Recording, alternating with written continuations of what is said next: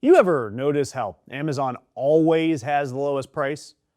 Well, you should, because they make sure of it. They advertise it everywhere.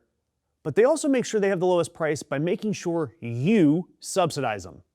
And then they bully everyone else in the market into raising prices too. So that way they can raise prices and still have the lowest one out there. It's a crooked game they play. But this week, California's Attorney General unsealed a pile of court documents.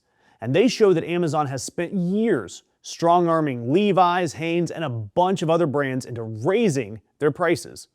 On Walmart's website, on Home Depot's website, on Target's website, on virtually any place that isn't Amazon. So when you go look at Amazon's price and you say, wow, what a deal, it's because they've made the entire market go up. And yeah, this is the company that gets 40 cents of every dollar that Americans spend online. The company that the Trump tax bill just handed billions of dollars to. The company run by the richest man or second richest man, Jeff Bezos. That company.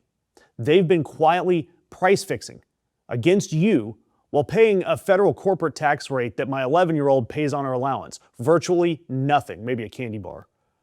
And look, I don't know if you remember this, but because of the fire hose of garbage that we live in, but there was a time when monopoly meant something. When a group of guys would sit in a room and say, hey, let's all charge the same price and crush independence.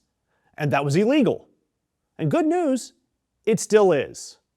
The bad news, you have to find a government willing to enforce monopoly protections against its own donors. And here, California Attorney General Rob Bonta's office, as part of this 2022 antitrust case against Amazon, unsealed a filing this week. And the filing lays out everything. Amazon telling Levi's, hey, your khakis are a penny cheaper on Walmart than they are on us. Fix it. Quote, fix, correct, increase, raise, or look into the price. Levi's goes to Walmart. Walmart raises the price of those khakis from about $25.99 up to $29.99. You, the consumer, are now paying $4 extra for a pair of pants, whether you're shopping on Amazon, Walmart, or whatever, just because Amazon demanded it. And California's AG, Rob Bonta, he said it plainly, quote, Amazon has strong-armed vendors into raising prices elsewhere or pulling products from competing retailers altogether so that Amazon can protect profit margins. That is not competition, it's price fixing, and under California law, it's illegal, end quote. And so how does Amazon enforce all of this? It's the buy box. If you sell stuff on Amazon, the buy box is the default window that the customer buys from. If you lose that buy box, you lose the sale. And one seller testified under oath that Amazon suppressed one of his products from the buy box because it was 1 cent cheaper on Walmart. 1 penny. Another seller testified that a product on Amazon had gotten suppressed suddenly and it was reinstated because he raised the price on Wayfair like magic. Raise it on another site, Amazon all of a sudden shows your product. The word in the unsealed court filing that quote, evidence developed and discovery reveals Amazon, its vendors, and competing retailers are fixing retail prices. And again, I want to focus on one word, fixing. Fixing retail prices. Price fixing. That's what we're talking about here. That's what Amazon is doing to you. Amazon is charging you more at Walmart so that Amazon can look cheaper. And what's it paying in tax for all of this privilege? Well, there are folks out there like the Institute of Taxation and Economic Policy that track this sort of thing. Amazon was one of the 5 biggest winners of Trump's big, beautiful bill, alongside Meta, Tesla, Google's Alphabet, and the rest of the usual suspects. So yeah, Amazon raises your prices. Then Amazon pockets the difference. And then, for all of that, they pay less tax than ever. Sure, they'll funnel some of that saved tax money back into lobbying, so that lobbying can go to more tax cuts. And so then you'll see a headline about Melania getting paid, what was it, $40 million for that crappy documentary? Call it a return on investment.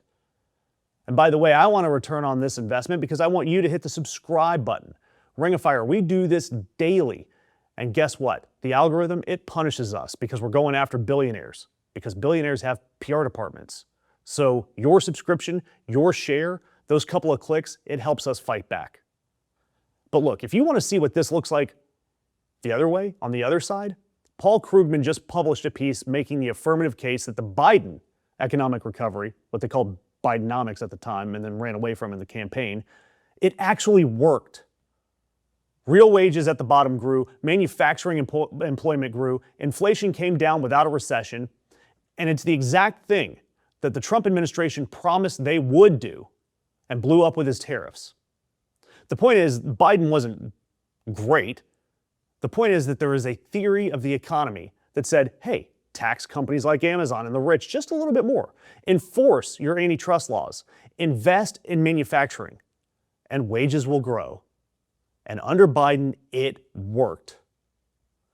And then we elected the guy whose economic policy is let Amazon charge you more and let them pay less taxes. So now when you go to buy dishwasher pods on Amazon, they're $14 frickin'. They called it closed, filed away, forgotten. But some truths don't stay buried. Time doesn't erase guilt. A reckoning is always just around the corner. A death in Arcadia. Justice has a long memory.